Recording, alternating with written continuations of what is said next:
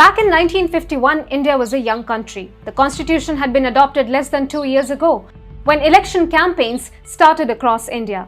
Just as the chilly winds of autumn arrived in Himachal Pradesh, it became the site of India's first general election on October 25. Over the next 4 months, one after the other, all Indian states voted to enable the first Lok Sabha to convene on April 17, 1952. Interestingly, even the constitution had envisaged India going to polls simultaneously.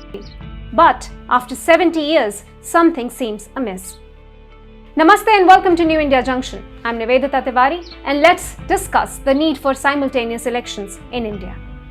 One nation, one election in a country nearing 75 years of independence. This is one of the most hotly contested debates. And why shouldn't it be? India is the world's largest democracy after all. But what does it actually mean? For 1.3 billion Indians, their opinions and preferences are constitutionally empowered through democratic representation at every level.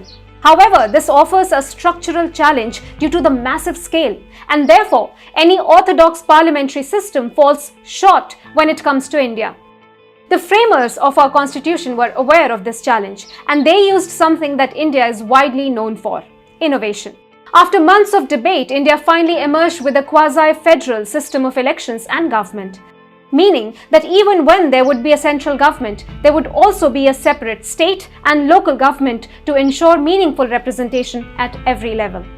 Now, elections to these governments would obviously be a somewhat complex affair, to say the least, and therefore, it was planned that every 5 years the nation would go to polls, and it did for 2 terms in 1951 and 1957. The cycle was first broken in 1959 with the dissolution of Kerala's State Assembly, and it would never be the same again. Over the decades that followed, even the Lok Sabha was dissolved several times ahead of its schedule.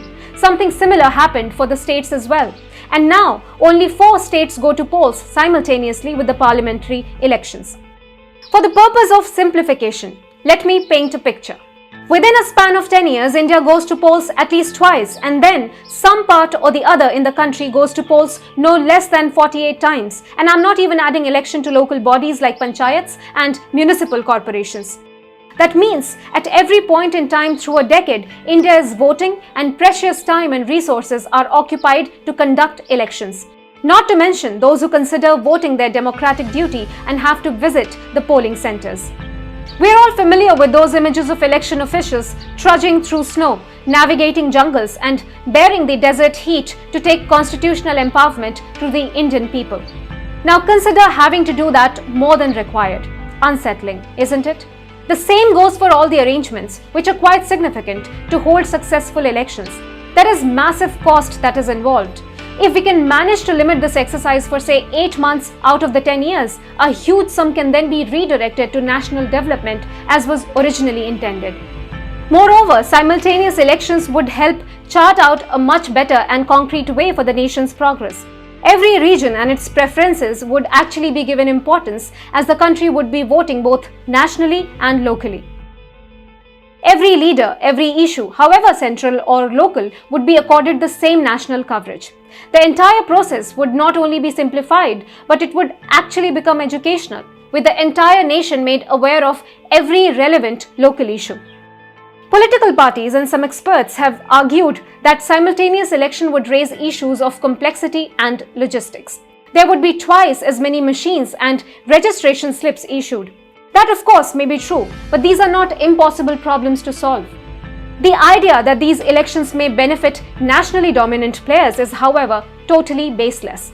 A simultaneous election is actually a level playing field for every political party, although it takes away the benefit of hiding a government's bad performance in a state.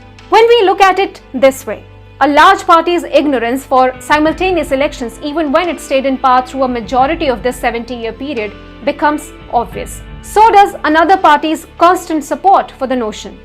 Which one prioritizes India's development and which one its own agendas is a question we leave you with. For more insightful videos and interesting opinions, keep watching New India Junction. Dhanyavad and Namaste.